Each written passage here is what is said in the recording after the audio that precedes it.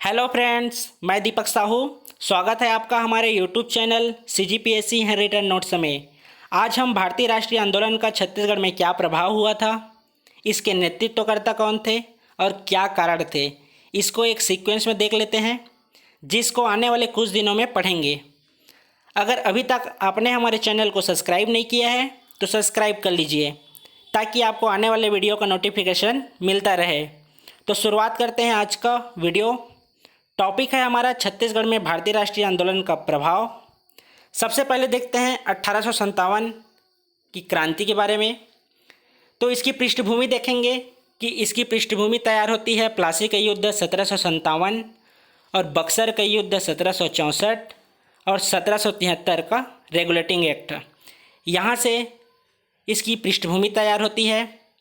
आगे देखेंगे कि ब्रिटिशों के द्वारा राजनीतिक हस्तक्षेप, धार्मिक हस्तक्षेप, सामाजिक कारण और सैनिक कारण और अन्य कारण के कारण ही 1857 की क्रांति हुई थी, जिसका प्रभाव छत्तीसगढ़ में संबलपुर का विद्रोह, सारंगढ़ का विद्रोह और सोहागपुर का विद्रोह 1857 में हुआ था। आगे हम विद्रोह एवं आंदोलन का एक कंप्लीट वीडियो देखेंगे। इसी क्रम में देखेंगे कि 1885 में भारतीय राष्ट्रीय कांग्रेस की स्थापना हुई थी। इसमें अनेक राजनेताओं ने हमारे छत्तीसगढ़ से भाग लिए थे। फिर देखेंगे आगे भारतीय राष्ट्रीय कांग्रेस की जो भी अधिवेशन होते थे उसमें हमारे छत्तीसगढ़ के नेतृत्वकर्ता भाग लेते थे, जिसमें बम्बई अधिवेशन हुआ था 1889 में, जिसमें छत्तीसगढ़ के सदस्य भाग लिए थे। आगे नागपुर अधिवेशन 1891 में भी हमारे छत्तीसगढ़ के नेता, किसान और मालगुजार भाग लिए थे। फिर देखेंगे कि 1900 में छत्तीसगढ़ मित्र का प्रकाशन होता है, जो कि यह छत्तीसगढ़ का प्रथम मासिक पत्रिका था, जो केवल 3 वर्ष तक ही प्रकाशित हो सकी थी। इसको माधव और सप्रे द्वारा प्रकाशित किया गया था, जिसके कारण उन्हें पत्रकारिता का जनक कहा जाता है।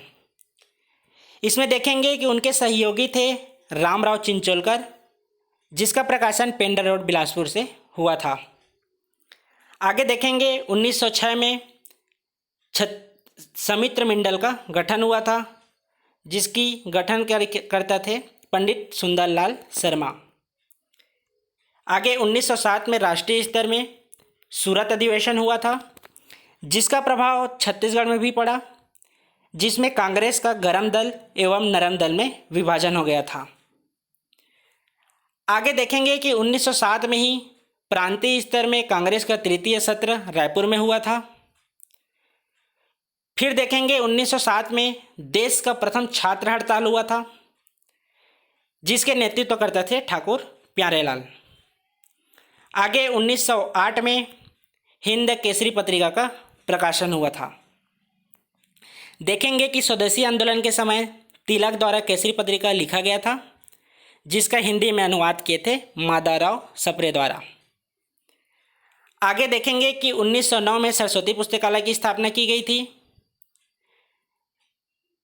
स्थापना करते थे ठाकुर प्यारेलाल और उनके सहयोगी थे राजू लाल। फिर देखेंगे 1910 में अर्ध साप्ताहिक पत्रिका आया था। 1912 में कान्य कुब्ज सभा की स्थापना हुई थी, जो कि समित्र मंडल के तर्ज पर स्थापना हुआ था। आगे देखेंगे कि मालगुजारों का 1915 में सम्मेलन हुआ था। 1916 में होम रूल लीग आंदोलन हुआ था, जिसमें देखेंगे कि बाल गंगाधर तिलक ने आयरलैंड के आंदोलन से प्रेरित होकर भारत में होम रूल आंदोलन प्रारंभ किया था, जिसमें देखेंगे कि मध्य प्रांत और बरार क्षेत्र का नेतृत्व करते थे बाल गंगाधर तिलक और भारत के शीर्ष स्थान पे नेतृत्व करती थी एनी बेसेंट। देखेंगे कि छत्तीसगढ़ में केवल तिलकवादी होम रूल आंदोलन सक्रिय थे। फिर देखते हैं आगे क्या हुआ था। तो देखेंगे 1918 में होम रूल लीग का क्षेत्रीय सम्मेलन हुआ था। किसकी अध्यक्षता में? तो पंडित रविशंकर शुक्ल की। फिर देखेंगे कि 1918 में जनेऊ कार्यक्रम हुआ था पंडित सुंदरलाल शर्मा के द्वारा, जिसका उद्देश्य था छुआछूत को दूर करना। आगे देखेंगे कि 1919 में रोलेट एक्ट का विरोध किया गया था, जिसमें रायपुर, बिलासपुर एवं रतनपुर से नेतृत्वकर्ता शामिल थे। फिर 1920 में खिलाफत आंदोलन हुआ था, जिसमें नेतृत्वकर्ता रायपुर से, बिलासपुर से और राजिम यहाँ देखने को मिलती है। सबका डिटेल आगे पढ़ेंगे। आज इसको एक नज़र में सीक्वेंस से देख रहे हैं कि क्या क्या घटना हुआ था। फिर देखेंगे कि 1920 में छत्तीसगढ़ का प्रथम और सबसे बड़ा मजदूर आंदोलन हुआ था, जिसका नेतृत्व करते थे ठाकुर प्यारेलाल। कारण क्या थे कि मजदूर से अधिक कार्य करवाया जाता था और वेतन कम दिया जाता था।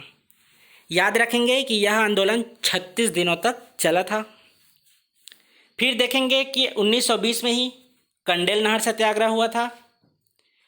कंडेल ग्राम है धमतरी में, जिसके नेतृत्व करते थे पंडित सुंदरलाल शर्मा और सहयोगी थे इनके छोटेलाल श्रीवास्तव, नारायण राव मेघावाले और नथुजी जगताप। देखेंगे कि इसी समय 1920 में महात्मा गांधी का छत्तीसगढ़ आगमन हुआ था, जिनका उद्देश्य था कंडेल नहर सत्याग्रह में भाग लेना। फिर देखेंगे 1920, इसको देख लिए कि बंगाल नागपुर काटन मिल के बारे में। फिर 1920 में ही असहयोग आंदोलन हुआ था, जिसमें हमारे छत्तीसगढ़ के नेतृत्वकर्ता द्वारा अपने वकालत का त्याग, शासकीय सेवा का त्याग और उपाधियों का त्याग किया गया था। फिर 1922 है, 1922 में हुआ था सिहावा नगरी जंगल सत्याग्रह। देखेंगे कि जंगल सत्याग्रह के क्या कारण थे, परिणाम क्या हुआ, इसके बारे में आगे पढ़ेंगे। फिर 1922 में ही श्री कृष्ण जन्मस्थली या जेल पत्रिका का प्रकाशन हुआ था। 1923 में है स्वराज पार्टी का गठन, जिसका उद्देश्य था कि प्रांतीय स्तर में चुनाव लड़कर विधानमंडल में प्रवेश करेंगे और भारतीयों के विरुद्ध पारित होने वाले कानून का विरोध करेंगे, अर्थात विरोध करेंगे। फिर देखेंगे कि 1923 में हुआ था झंडा सत्याग्रह, जो कि जबलपुर मध्य प्रांत से शुरू हुआ था। 1923 में ही कांग्रेस का काकीनाडा अधिवेशन हुआ था, जिसमें देखेंगे कि जिसके नेतृत्व करते थे नारायण राव मेघावाले।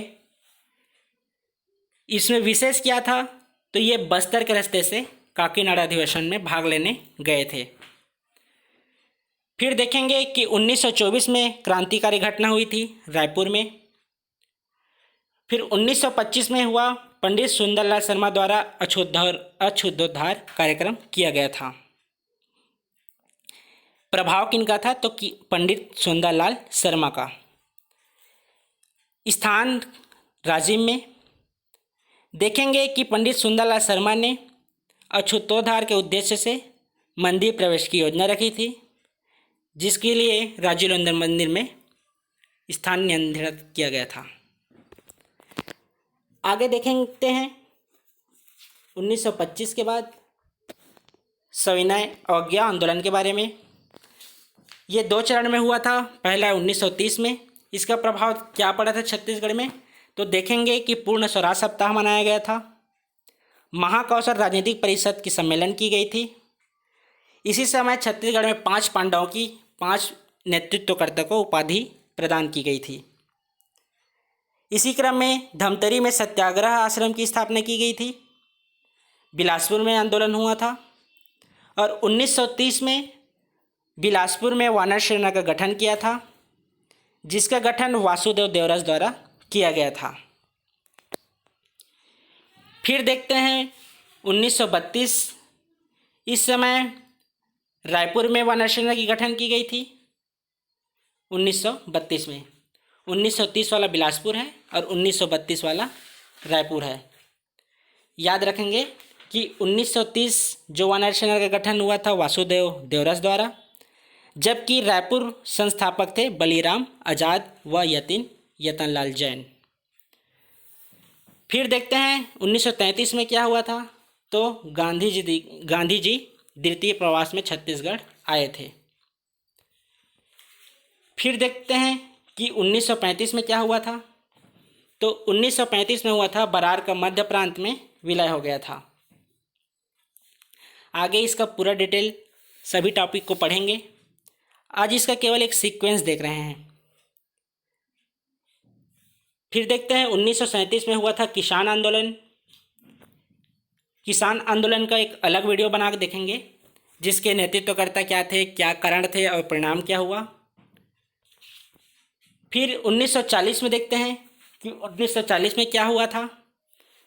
तो देखेंगे 1940 में व्यक्तिगत सत्याग्रह हुआ था, जिसका भी प्रभाव हमारे छत्तीसगढ़ में देखने को मिलता है, जिसमें याद रखेंगे कि छत्तीसगढ़ के प्रथम व्यक्तिगत सत्याग्रही पंडित सुंदरलाल सुगरा को माना जाता है। फिर देखेंगे 1942 में भारत छोड़ो आंदोलन हुआ था, जिसका प्रभाव हमारे छत्तीसगढ़ में रायपुर जगह, बिलासपुर में और दुर्ग में इसका प्रभाव देखने को मिलता है, जिसमें अनेक लोग इसका नेतृत्व किए थे और इसको सफल बनाने का प्रयास किए थे। इसी समय देखेंगे कि 1942 में दुर्ग कचहरी में आगजनी की घटना हो जाती है। रायपुर विद्यार्थी जुलूस निकाला जाता है। इसी क्रम में बिलासपुर में भी विशाल जुलूस का आयोजन किया जाता है। 1942 में ही रायपुर षड्यंत्र केस होता है, जिसमें प्रमुख नेता थे परसराम सोनी। फिर देखेंगे कि 1942 में ही रायपुर डायनामाइट केस होता है, जिसके नेतृत्व करते थे बिलक नारायण अग्रवाल।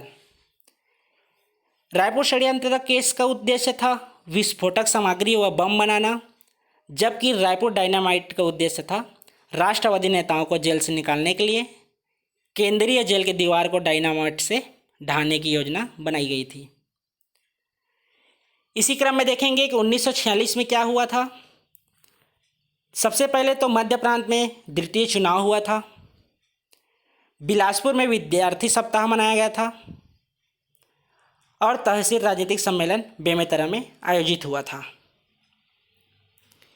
फिर देखते हैं 1946 में। तो 1946 में संविधान निर्माती सभा में छत्तीसगढ़ से कौन कौन भाग लिए थे, इसके बारे में पढ़ेंगे। देखेंगे कि 1946 में ही संविधान निर्माती सभा का प्रथम सम्मेलन हुआ था, जिसका डेट था 9 दिसंबर 1946। आगे हम किसान आंदोलन के बारे में भी पढ़ेंगे। फिर 15 अगस्त 1947 को छत्तीसगढ़ से भारत स्वतंत्रता अधिनियम में जो नेता भाग लिए थे, कौन कौन झंडा फहराए थे, इसके बारे में देखेंगे। इस तरह से हम छत्तीसगढ़ के आधुनिक इतिहास को एक सीक्वेंस से पढ़ेंगे। अंतिम टॉपिक रहेगा हमारा अधिमिलन की नीति में हस्ताक्षर कौन कौन किए थे, कौन कौन सी जमींदारी थी, कौन देसी रियासत थे। आगे इसके बारे में पढ़ेंगे। वीडियो कैसा लगा आप हमें कमेंट करके ज़रूर बताएं और वीडियो को अधिक से अधिक अपने दोस्तों के बीच शेयर करें, क्योंकि छत्तीसगढ़ CGPSC द्वारा अभी होने वाले ACF एग्ज़ाम के लिए भी यह भी अपना महत्वपूर्ण योगदान देगा। धन्यवाद।